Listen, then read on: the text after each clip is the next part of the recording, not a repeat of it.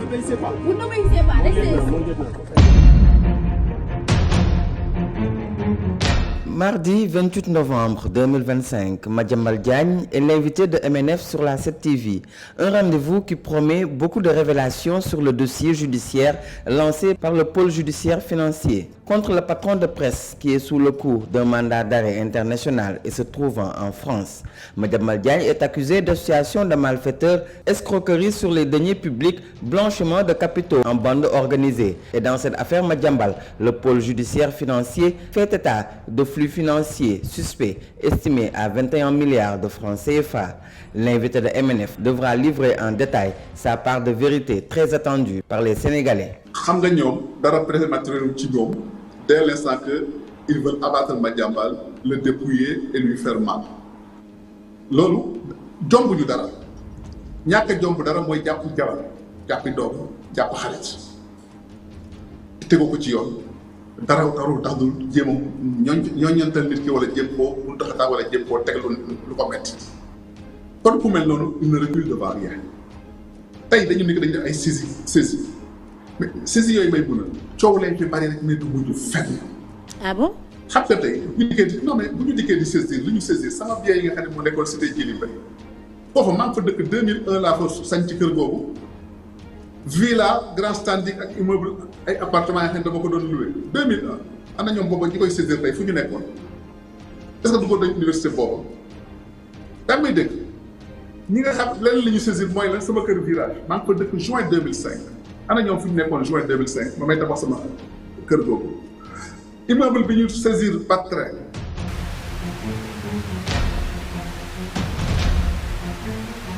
Mais depuis Paris, Madiambal n'aura pas eu le temps de donner toute sa version sur les antennes de la 7TV.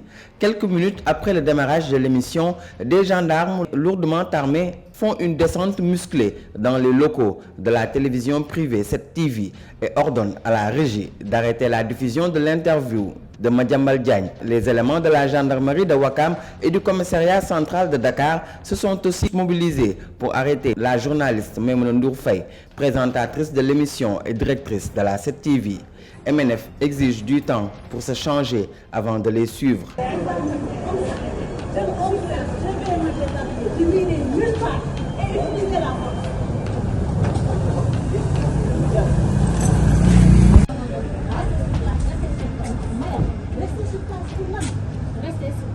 Restez sur place pour là. Maintenant, vous allez vous suivre comme ça. Je suis d'accord, je vais vous suivre. Mais laissez-moi enlever mes chaussures.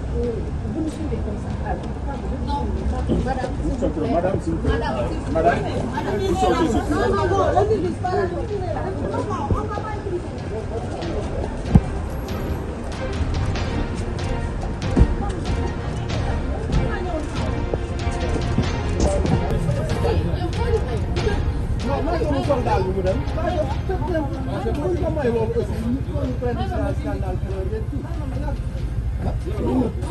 Non, non, c'est pas la peine.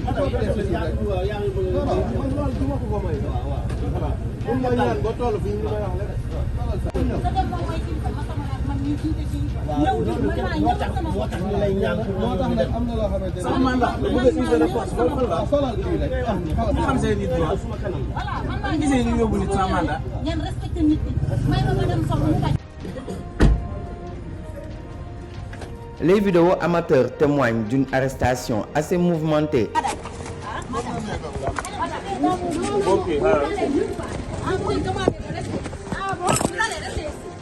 Restez ici. Vous n'obéissez pas. Vous n'obéissez pas, restez ici. Utilisez la force.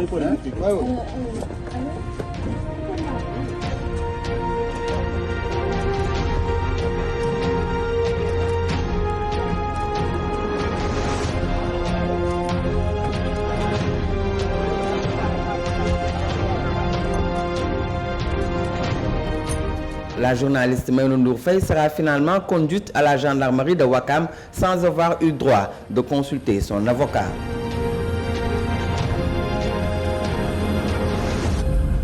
Il s'est trouvé, lorsque je suis venu à cette TV, il s'est trouvé simplement qu'ils étaient là, encagoulés, armés, comme s'ils avaient affaire à un vrai délinquant.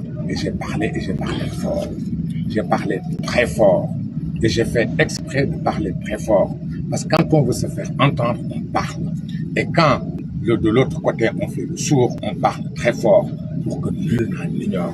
Et j'ai parlé très fort. Et lorsque je suis venu, ils m'ont dit, oui, vous allez rencontrer votre client, mais on va vous faire subir un alcool test.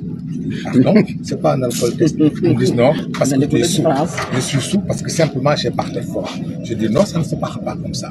Je suis chez vous, j'ai le droit de rencontrer ma cliente et rien ne peut m'empêcher de rencontrer ma cliente. Ils m'ont dit voilà, la condition sine qua non, c'est que vous fassiez un alcool test. Je dis, si je fais subir, moi je n'ai pas bu une seule goutte d'alcool. Mais si on me fait subir un alcool test, évidemment, c'est des trucs qu'on va manipuler en disant que l'avocat est sous.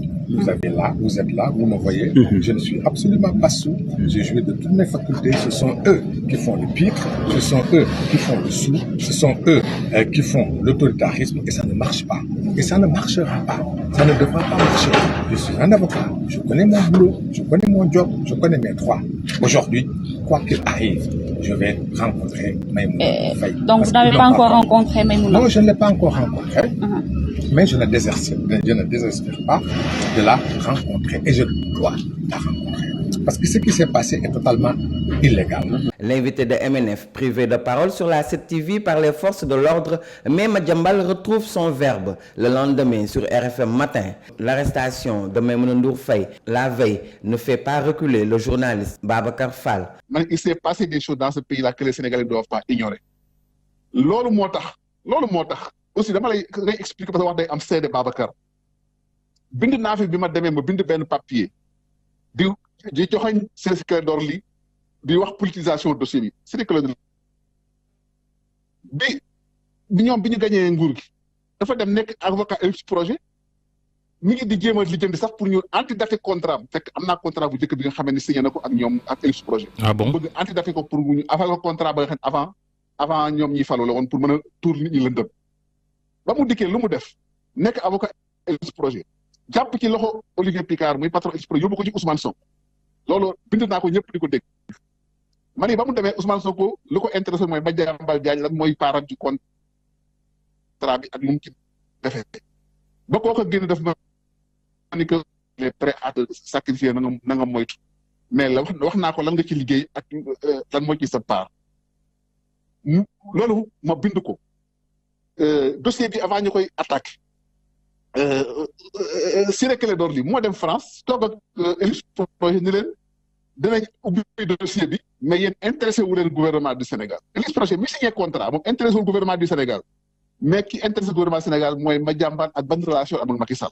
Mais aussitôt l'interview avec Madiambal terminée, des policiers envahissent les locaux de la RFM. ay xibaar bu tàpp Babacar Fall kon. Apparemment la police moo yegg si sànq dans le locaux di rechercher Babacar Fall. Voilà un groupe de policiers à l'instant dans nos locaux. kon ñoo ko déggandoo ay waa police kon di wër jamono ji Babacar Fall gannaaw waxtaan wi nga xam te ne seq na ko ak Madiambal Diagne kon xibaar mi ngi noonu en direct kon. Le présentateur de RFM Matin est arrêté à son tour. Babacar Fall est conduit au commissariat central de Dakar. Il est poursuivi, je précise, pour une litanie d'infractions. On a ratissé large. Si on peut parler de terrain d'infraction, il en s'agit. Parce qu'on a visé le chef de division de Force Nouvelle. On lui reproche d'avoir eu à poser des actes de nature à compromettre la sécurité de l'État du Sénégal, ainsi que les actes pris par le juge. Les deux journalistes, Maïmouna Ndour Faye et Babacar Fall, tous les deux en détention provisoire pour avoir interviewé Madiambal Diagne sous le coup d'un mandat d'arrêt international. Mais quelle faute auraient commis ces journalistes? Parce que li indi coow li yëpp mooy benn mën naa ne kenn koo xam dafa ne sous le coup d'un mandat d'arrêt international suñuy confrères interviewé leen. Maïmouna Ndour Faye, en tant que journaliste, a le droit d'écouter et d'entendre qui elle veut, d'auditionner et d'interviewer qui elle veut. Madiambal Diagne, donc aussi je suis l'avocat. Madiambal est en France. En France, il est totalement libre. Non seulement il est libre, il avait subi une contrainte parce que le juge français lui avait fait une contrainte, la contrainte qui consistait à venir signer tous les vendredis. Cette contrainte a même été levée. Il n'a pas payé de caution. On ne lui a pas pris son passeport. Et aujourd'hui, on ne lui demande même pas de venir signer. Il est totalement libre. À partir du moment où il est libre en France, n'importe quelle personne peut l'interviewer. Il n'y a aucune raison d'interdire à Maïmouna Faye d'interviewer Madiambal Diagne. À partir de ce moment, rien ne justifie cette arrestation pour, soi-disant, avoir eu à poser des actes de torture à compromettre la sûreté de l'État. Je précise que le sieur Madiambal Diagne dont on parle est bel et bien en France. On ne peut pas dire qu'il est introuvable. Voyez-vous? Donc, c'est un dossier impossible quand même. C'est une situation de droit inédite. Et le juge, à ce que je sache, n'est pas encore saisi. D'où l'illégalité de cette arrestation. Car il est important que le juge soit d'abord saisi et ce dernier est seul habilité à lancer un mandat d'arrêt. Parce que il représente une institution.